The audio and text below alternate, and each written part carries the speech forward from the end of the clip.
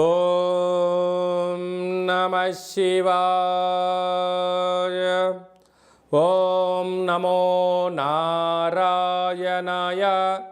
కర్మ నివారణ, నరదృష్టి నివారణ, సంచిత ప్రారబ్ధ ఆగమిక కర్మ నివారణ, తులాభార కాల భైరవాయ నమో నమః. ఓం దిగంబరాయ విద్మహే గజవాహనాయ ధీమహి తన్నో కపాలకాల భైరవ ప్రచోదయాత్. ఓం ఇంద్రాణీ శక్తి దేవ్యై నమోస్తుతే. హరి ఓం. మా ఛానల్కి స్వాగతం. చూస్తున్న వీక్షకులకు, ప్రేక్షకులకు, ప్రియ కాళ భైరవ భగవద్బంధులకి స్వాగతం పలుకుతూ, మమ్మల్ని ఎంతగానో ఆదరిస్తూ ఉండబడినటువంటి ప్రియ సోదర సోదరీమణులకు అందరిపైనను, సనాతన ధర్మ సంరక్షకులకు, జ్యోతిష్య అభిమానులకు అందరికీ కూడా స్వాగతం పలుకుతూ, ఆదివారం అమావాస్య పుష్యమి నక్షత్ర సందర్భంగా అందరికీ నిండు నూరేళ్ల ఆయురారోగ్యాలను ప్రసాదించాలని శ్రీ కాళీ సమేత కాళభైరవ స్వామిని వేడుకుందాం.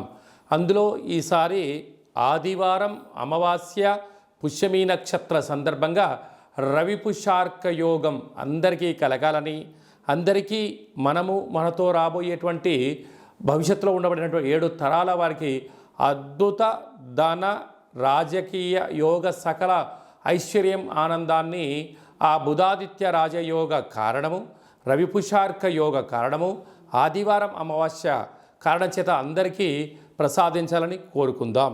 4వ తారీఖు 8వ నెల 2024 సంవత్సరంలో ఆషాఢమాస బహుళపక్ష ఆదివారము అమావాస్య పుష్యమీ నక్షత్ర సందర్భంగా చాలా మహోన్నతమైన పర్వకాలం అని చెప్పి గమనించాలి. ఆదివారం అమావాస్య వస్తేనే అందరికీ పెద్ద పండగ. అందులో పుష్యమీ నక్షత్రంతో కూడుకున్నటువంటి అమావాస్య కావడం వలన మనకు బహిర్ ప్రాంతాలలో, వ్యవసాయ క్షేత్రాల్లో తెల్ల జిల్లేడు వృక్ష ఉండడం జరుగుతూ ఉంటుంది. ఏపుగా పెరిగినటువంటి వృక్ష దేవత కింద శ్వేతార్క వరసిద్ధి మహాగణపతి స్వామివారు వృక్ష రూపంలో ఉండడం జరుగుతుంటుంది.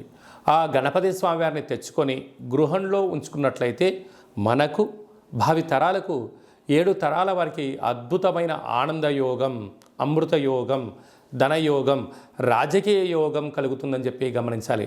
కనుక మనం అమావాస్య రోజు ఉదయాన్నే నిద్రలేచి ఇంటినల్లా శుద్ధి పెట్టుకొని మంగళ స్నానాలు చేసుకొని ఇంటికి మామిడాకులు కొబ్బరాకులను ఏర్పాటు చేసుకొని సూర్య నమస్కారం చేసి సూర్య భగవానికి అర్ఘ్యం వదిలిపెట్టడము, ఒక తెల్ల జిల్లేడు ఆకులలో చక్కెర పొంగలి పాయసాన్ని భగవంతుడికి నైవేద్యంగా ఏర్పాటు చేయడము, సూర్య నమస్కారాలు, సూర్య ఆసనాలు, సూర్యోపాసన, ఓం హ్రాం హ్రీం రౌం సహ సూర్యాయ నమః అనేటువంటి మంత్రాన్ని ఒక 108 సార్లు తప్పకుండా పారాయణం చేసినట్లయితే అద్భుత యోగం కలుగుతుందని చెప్పి గమనించగలగాలి.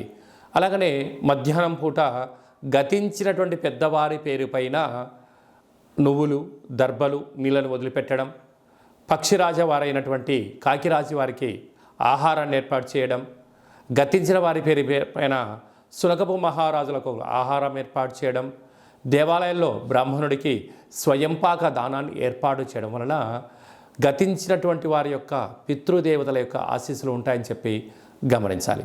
సాయం సంధ్య కాగానే సాయంత్రం 4:30 నుండి 6 గంటల వరకు రాహుకాల సమయం ఉంటుంది కనుక ఇంట్లో ఒక అష్టదళ పద్మాన్ని వేసుకొని నిమ్మకాయలతో దీపాన్ని వెలిగించడము, విష్ణు సహస్రనామ పారాయణం కానీ లలిత సహస్రనామ పారాయణం చేయడం వలన ఇంటిలో రాహుకాలంలో చేసే పూజ ఫలిత ప్రభావం వలన నరదృష్టి, శత్రు ప్రభావాలు తొలగిపోతాయి.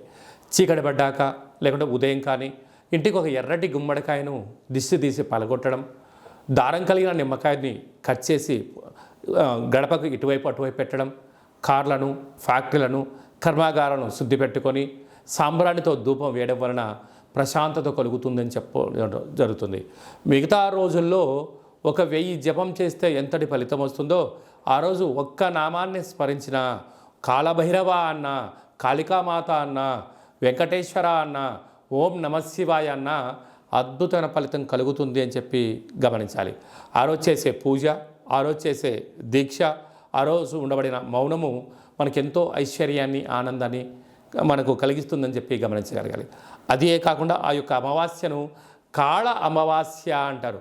అంటే కాళిదాసు లాంటి వాళ్ళు, బట్టి విక్రమార్కుడు లాంటి వాళ్ళు, శివాజీ చక్రవర్తులు లాంటి వారందరూ కూడా ఇలాంటి రోజులలోనే సాధన చేసి కాళ స్వరూపమైనటువంటి కాళికామాతను, కాళభైరవ స్వామిని ప్రసన్నం చేసుకున్నారని చెప్పి గమనించాలి. అలాగనే మనకు 12వ తారీఖున 13వ తారీఖున శ్రావణ మాస శుద్ధాష్టమి సందర్భంగా, కాళ అష్టమి సందర్భంగా కాళభైరవ స్వామి స్మరణ, ధ్యానము యోగదాయకం అని చెప్పి గమనించాలి. మన యొక్క దేవాలయంలో 4 శనివారాలు, 4 మంగళవారాలు, శుద్ధాష్టమి, పూర్ణిమ, బహుళాష్టమి, అమావాస్య సందర్భంగా నిత్యము కాళభైరవ హోమం జరుగుతూ ఉంటుంది. కనుక దేవాలయంలో అర్చన, అభిషేకాదులు, కాళభైరవ స్వామి యొక్క ముడుపు, కాళభైరవ స్వామి వారి యొక్క కూష్మాండ దీపము పెట్టడం జరుగుతుంటుంది. హోమంలో పాల్గొనడం వలన సకల అష్ట కష్టాలు తొలగిపోతాయి. కాలము అనగానే కాళభైరుడి యొక్క చేతిలో ఉంటుంది. అందుకే కాళాష్టమి, కాళ అమావాస్య రోజున భైరవస్వామి యొక్క స్మరణ, ధ్యానము, పూజ ఐశ్వర్యాన్ని, ఆనందాన్ని కట్టబెడుతుందని చెప్పి గమనించాలి. గృహంలో ఉండబడిన నరదృష్టి తొలగిపోతుంది. వ్యాపారాల్లో ఉండబడినటువంటి ఆటంకాలు తొలగిపోతాయి. విపరీతమైనటువంటి జనాకర్షణ, ధనాకర్షణ కలుగుతుందని చెప్పి గమనించాలి. ఆసక్తి కలిగితే ఇంట్లో చేసుకోండి. కుదరలేని పక్షంలో ఈ కింద నెంబర్ సంప్రదించినట్లయితే, మీ గోత్రనామంలో పంపించినట్లయితే వీడియో కాల్ ద్వారా చూపించి మీ పేరు పైన ఒక సౌభాగ్య ముడుపు, కూష్మాండ దీపము, హోమాన్ని చేయించి వాట్సాప్ కాల్ ద్వారా ప్రత్యక్ష ప్రసారాన్ని కూడా చేయించడం జరుగుతుందని చెప్పి గమనించాలి. అందరికీ ఆదివారం అమావాస్య పుష్యమీ నక్షత్ర సందర్భంగా ఆశీస్సులు కోరుకుంటూ ఆశీర్వచనం. ఓం కాళకాలాయ విద్మహే కాళాతీతాయ ధీమహి తన్నో కాళభైరవ ప్రచోదయాతు. శతమానం భవతి శతాయు పురుష సతేంద్రియ ఆయుష్యేవేంద్రియే ప్రతిష్టతి. ధనం ధాన్యం బహుపుత్రలాభం శత సంవత్సరం దీర్ఘమాయు. సర్వే జనా సుఖినో భవంతు.